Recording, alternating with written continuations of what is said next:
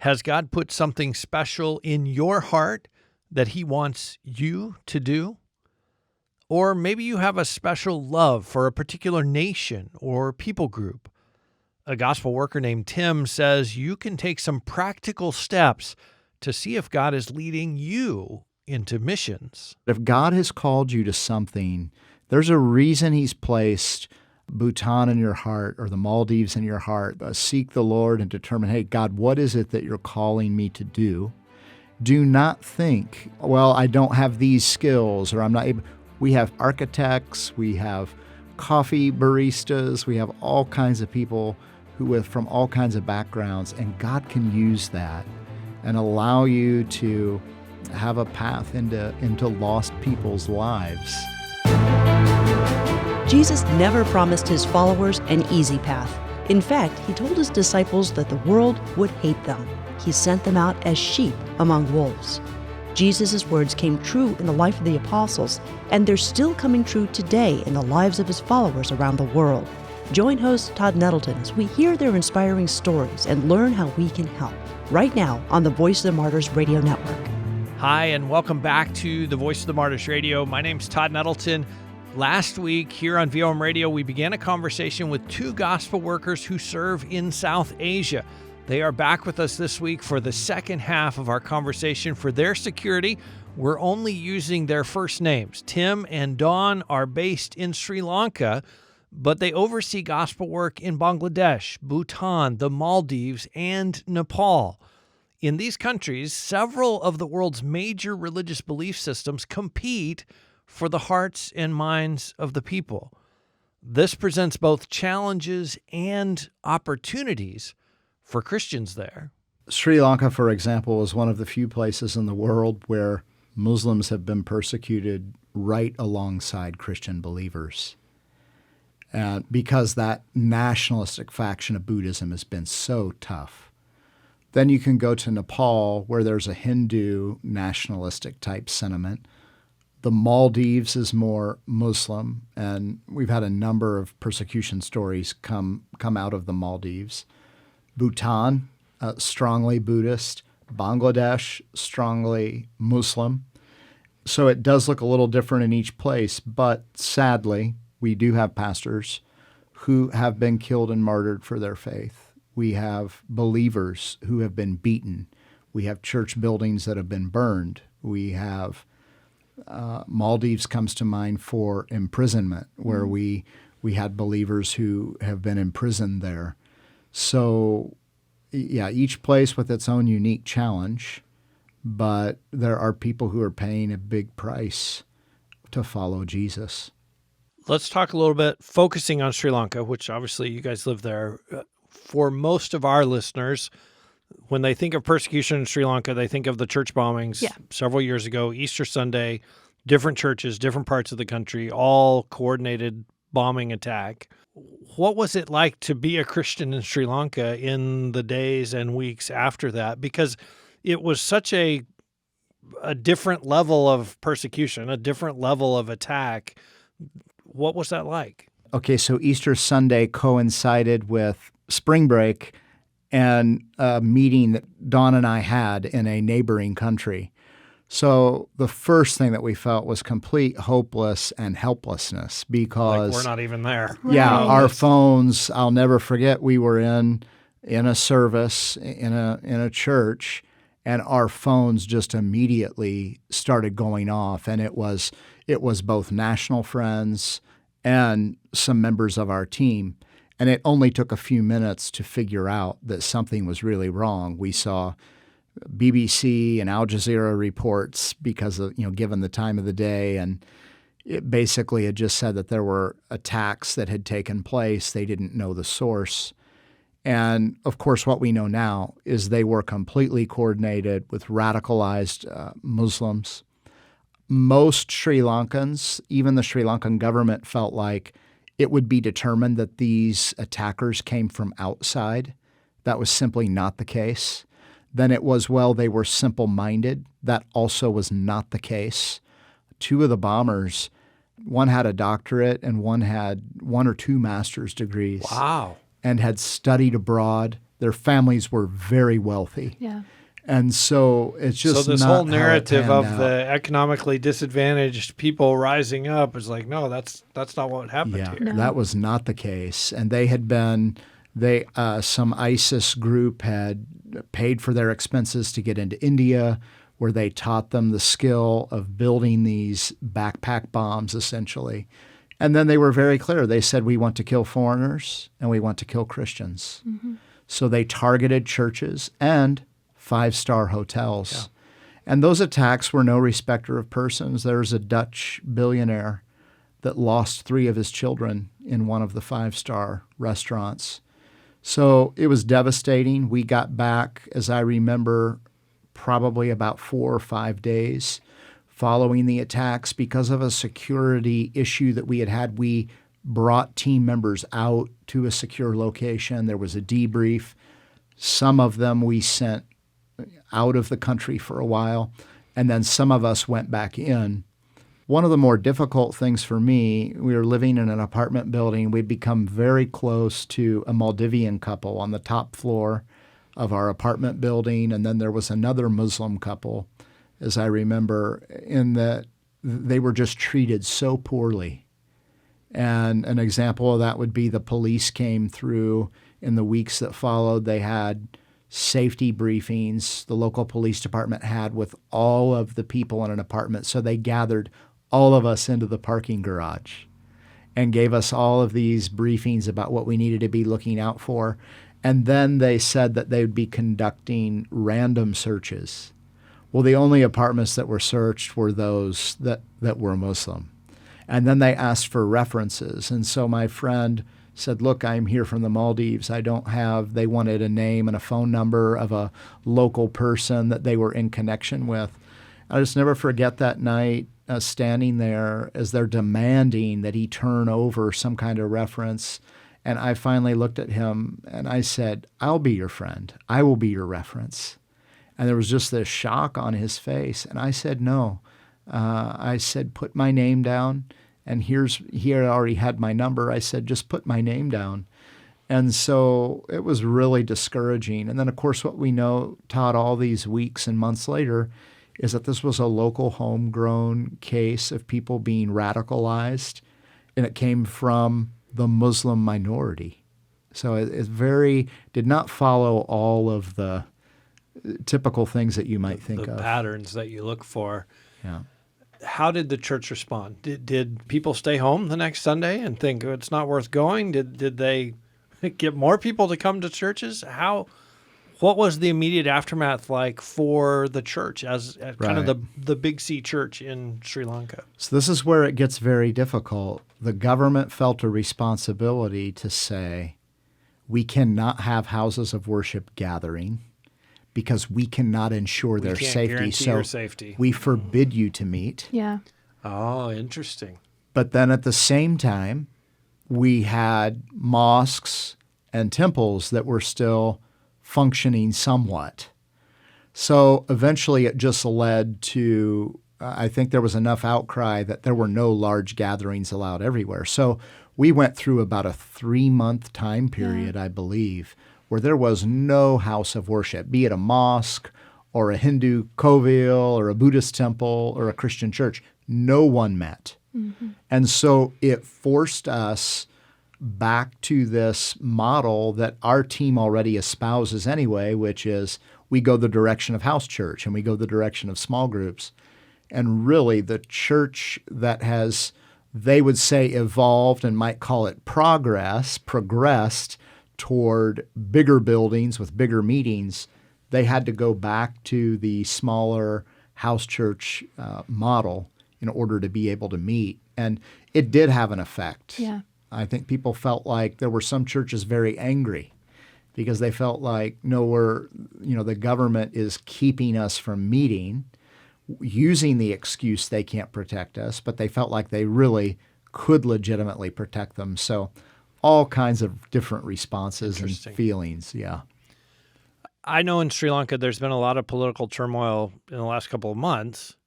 How is that affecting Christians and churches and gospel work? Because the country has just been in turmoil. Yeah. Absolute turmoil. So this started back last year when it was really discovered that the current president, who is the brother of a president we had 2 presidents ago, so it's a family that has really set up this bit of a, dynastical grip on the country. When it was discovered that he was very corrupt and there was actual evidence. In fact, the president of 6 months ago was, like I said, the brother of the former president. He named the former president the prime minister.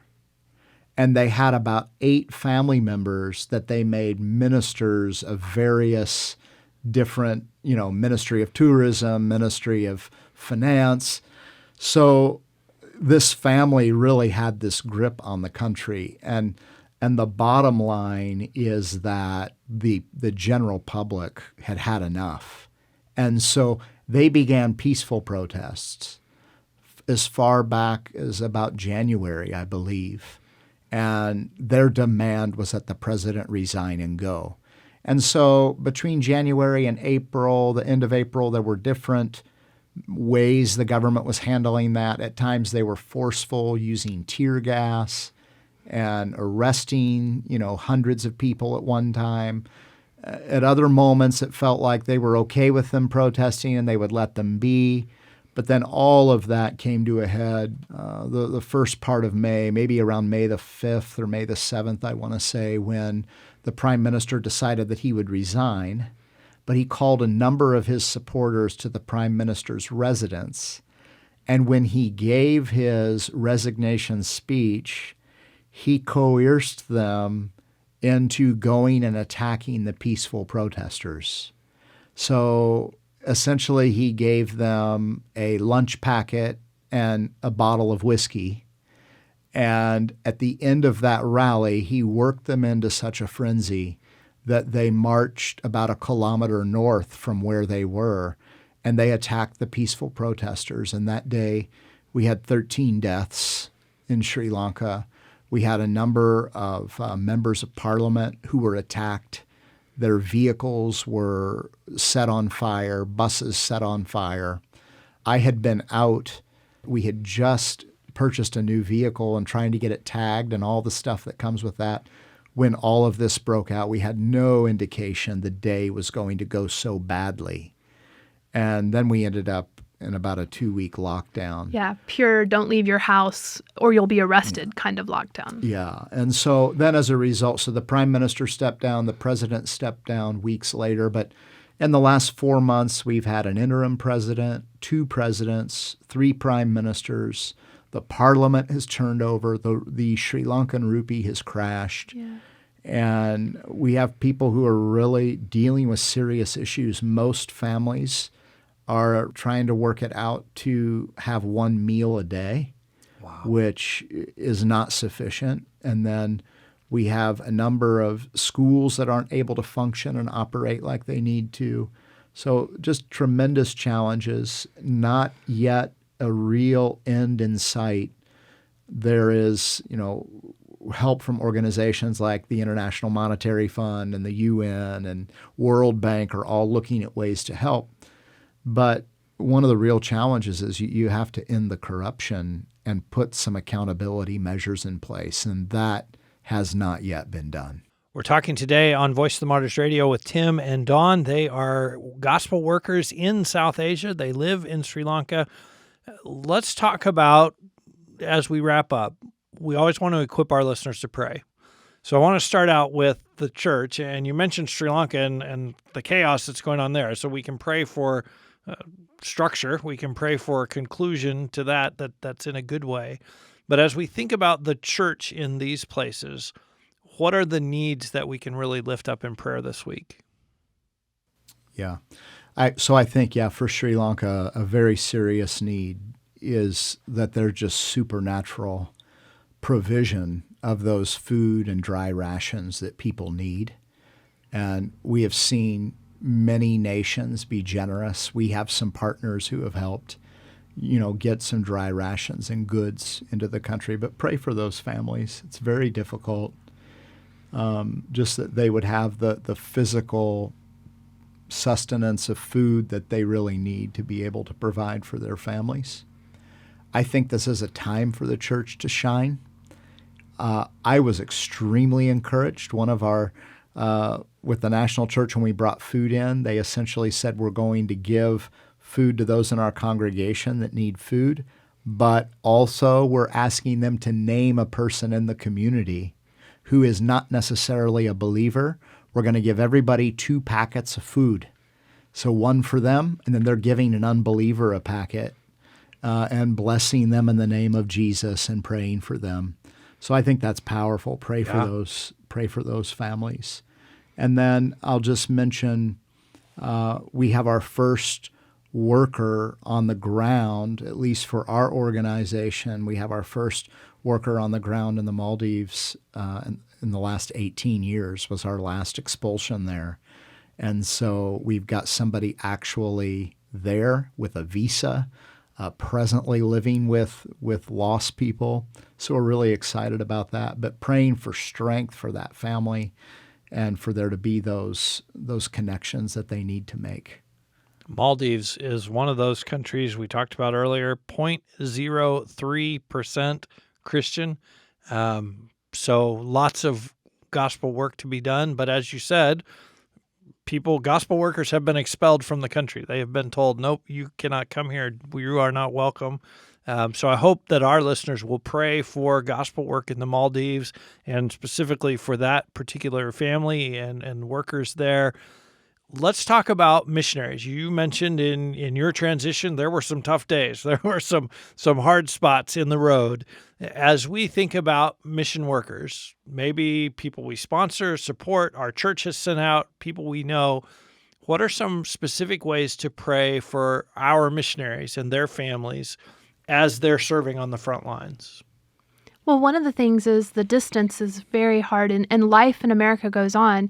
So parents get older grandparents at this get older, family celebrations happen. And so the disconnect and the feeling of the distance really becomes heavy on our missionary workers. So we are family to each other, and we do gather for celebrations, and we do feel that for each other, but it can't replace, and it doesn't always feel as comfortable as what the familial relationships are back in America. So anytime there's a death in the family, the distance just feels so far, and you have to decide, is it worth it? Can I even go to the funeral, or are they going to Skype me in or Zoom me in? So I just think those times are the times that the church in America could step up and be the support system, pray, make phone calls, check on the people that you know and love.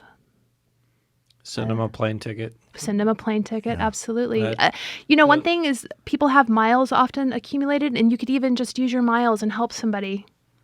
Yeah, those are great ideas. And for whatever reason, we're in a season right now where a number, at least, of our families, they're sending kids off to college. Oh, man. And so, just remember those families. It's when you get that call at 2:00 in the morning, which is the middle of the afternoon for your child, that their car is broken down or something has happened. And a lot of times it's just there is a situation where that MK, that missionary kid, misses home. Yeah. They miss their parents, and there's got to be a few moments of, talking with them, and that's really, really tough on our parents. So I'd pray over those emotional situations and the family dynamics, and undoubtedly there are probably listeners who they know an MK and they could reach out to them, but Thanksgiving will be around the corner before you know it,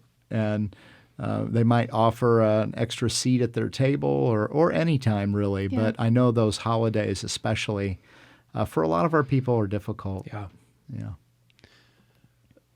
Part of what you do is recruit and send people into the work. Yeah. We have VOM radio listeners that have been called. They're preparing to go. We have some that think maybe they're called. They're kind of wrestling with that. And we have some that are going to be called, but they haven't been yet. And I pray that God uses VOM radio as a part of that. Talk to those people who are in that maybe wrestling with the call, or maybe even in the, okay, I'm called, now what do I do? Talk a little bit to them about what the next steps are. Yeah. Well, again, I would just pray, obviously, but beyond that, remember, I mentioned it earlier, that God is more concerned about our obedience than he is our comfort. That does not mean that we're expecting you to come to the field and suffer, right? But it does mean that if God has called you to something, there's a reason he's placed Bhutan in your heart or the Maldives in your heart. Seek the Lord and determine, hey, God, what is it that you're calling me to do? And then I'm not certain, but I can give our website as well has opportunities listed. So that would be Southern Asia Access, southernasiaaccess.com. And you can go, there's actually a little tab there that says go. It would list all of the opportunities that are available in our area. Do not think that, well, I don't have these skills or I'm not able. We take all kinds of people. We have an internship actually that functions May, June every year that gives people a taste of the field.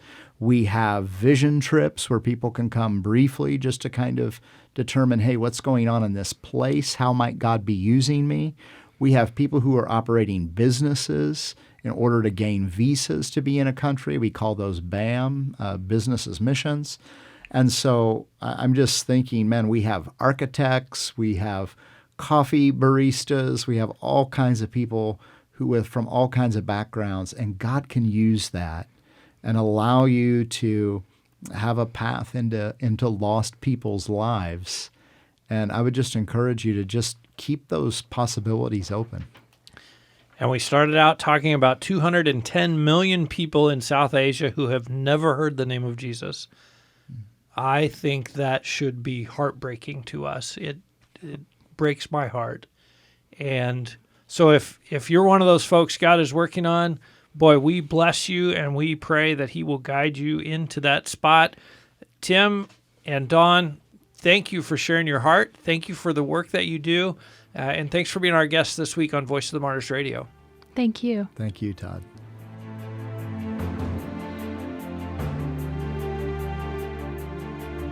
If you are just joining us, you can hear this entire conversation with Tim and Dawn by visiting our website, vomradio.net. You can also find Voice of the Martyrs Radio wherever you listen to podcasts. When you come to vomradio.net, we'll also include a link to Southern Asia Access so you can get more information about how you can get involved in the work that is going on there. And don't forget to go back and listen to the first part of our conversation with Tim and Dawn from last week. This weekend, November the 6th, has been designated the International Day of Prayer for Persecuted Christians. I hope that you and your family and your church will take some time to pray for our persecuted brothers and sisters this weekend, and I hope you'll invite others to join in to pray with you. Maybe even share a link to this podcast with them. We here at the Voice of the Martyrs would love to provide information to help you and your small group, your Sunday school class, your family, your whole church to join in prayer for our persecuted brothers and sisters. We'll give you more information about the International Day of Prayer for Persecuted Christians, including a downloadable video about a Christian woman in northern Nigeria when you come and visit us at vomradio.net. Here on Voice of the Martyrs Radio, we help you get to know individual stories of individual persecuted Christians. That way, when you pray, it's much more personal. It is not just God bless persecuted Christians. It is God bless my sister Pauline, whose husband Rami was killed because of his faith in Christ. It becomes much more personal to be able to pray. That's part of why we have this ministry. That's part of why we tell these stories. Next week, we're going to hear the personal story of a man named Hakim. You know, we often talk about Fulani people persecuting Christians in places like northern Nigeria. Well, our brother Hakim is a Fulani, and he is also a follower of Jesus Christ. He's been persecuted by his own family members because of his decision to follow Christ. You will not want to miss the powerful testimony of our brother Hakim Please be back with us next week right here on the Voice of the Martyrs Radio Network.